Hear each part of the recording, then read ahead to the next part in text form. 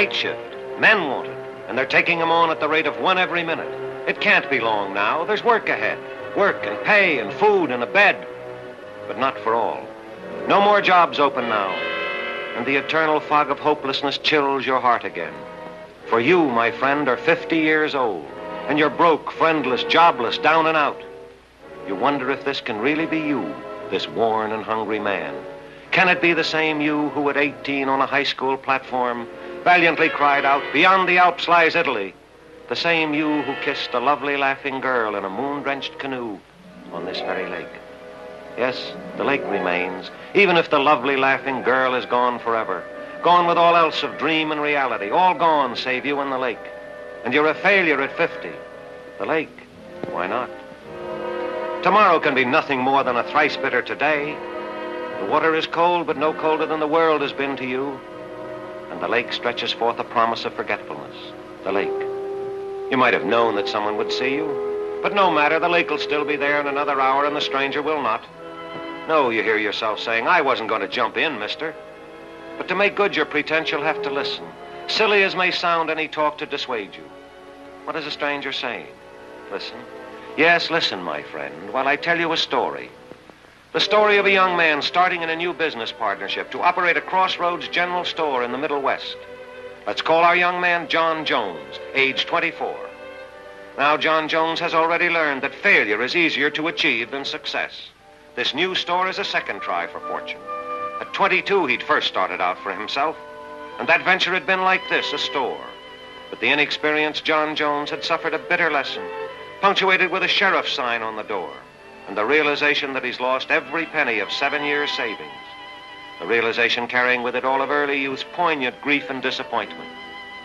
Then had come the 2 years' struggle to accumulate a new stake for this second bid for fortune. And now he's determined not to repeat the errors which had forced his former enterprise into bankruptcy. He must succeed this time. He cannot endure another period of hardship like the last. But at the end of 2 years more, John Jones, now 26, discovers that he has failed again. On paper, the store has made a decent profit, and John Jones has dared to breathe freely. But now he learns that the trusted new partner has gathered up the accumulated cash receipts and taken French leave, forcing John Jones again to close up shop.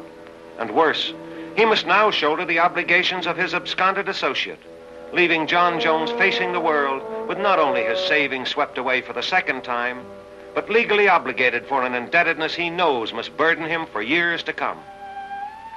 And then out of a clear sky, life strikes at John Jones again, this time not to his dreams of material success, but to his lonely, hungry soul. Fate deals him the most crushing blow of his entire career, a blow straight to the heart from which that plaintive soul never really recovers. His first and only enduring love suddenly dies. And as he afterwards said, his heart followed her to the grave. Crushed in spirit and penniless, to his rescue finally comes a friend with the offer of a distant job as a surveyor. Reluctantly, John Jones is forced to borrow in order to buy the necessary set of surveying instruments and a horse to take him west. Things look brighter for the moment, and his ambitions again are stirred.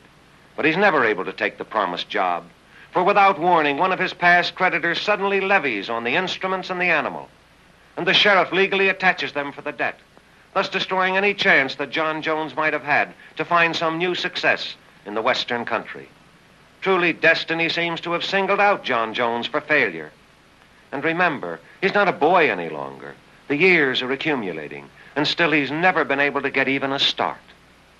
But doggedly unwilling to go into bankruptcy, he takes any job that comes to hand through a decade of miserable penury until finally he reaps the reward of pitiless devotion to his indebtedness.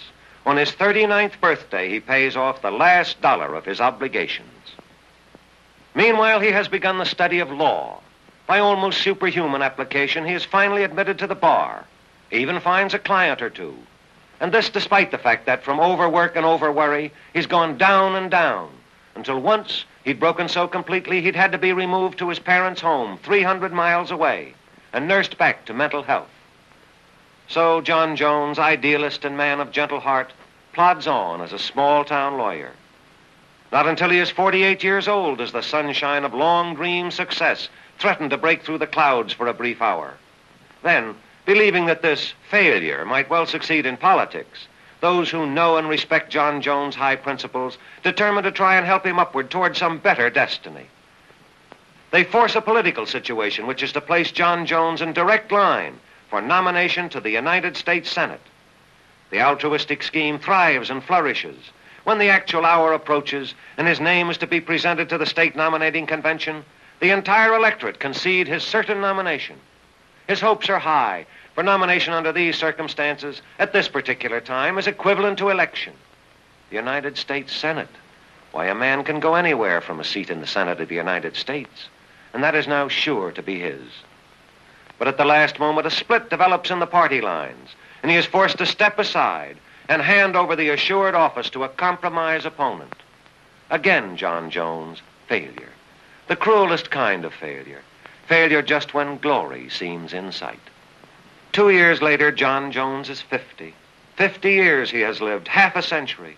And with the horrible certainty that life and all it can mean is rapidly slipping from between his fingers, he makes another attempt to attain the senatorial nomination. He campaigns his state desperately, trying to outreason a popular opponent, a suave and experienced politician and a gifted orator, in a series of debates on the questions of the hour.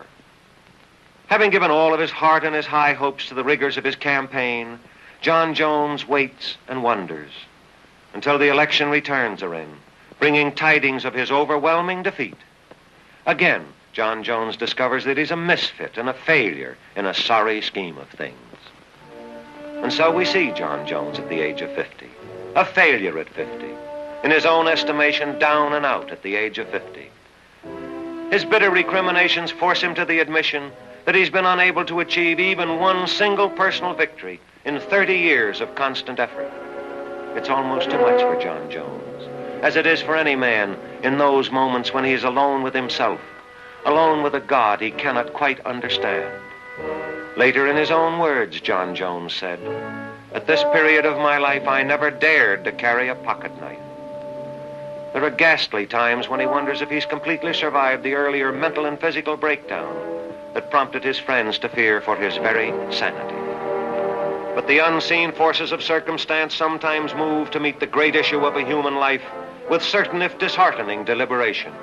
2 years after his last and disastrous defeat, 2 years after his admission that at 50 he was a total and pitiable failure in the field of human endeavor, just 2 years later, destiny with one magnificent stroke compensates this man for his years of heartache, disappointment, and failure. He is elected President of the United States.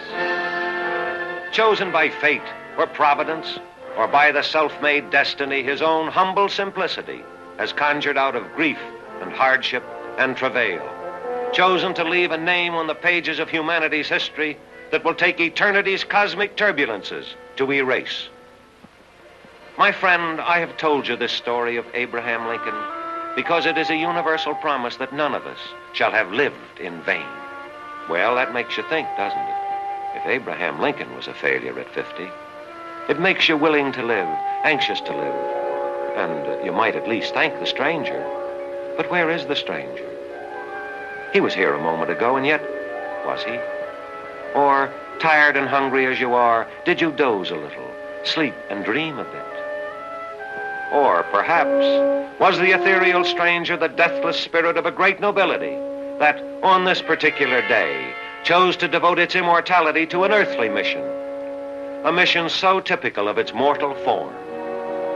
Could this have been the momentary reincarnation of another failure at 50, who always made himself live on, who struggled and suffered and kept going through the dark 30 years of failure, with a philosophy that enabled him to say, God must have loved the common people because he made so many of them.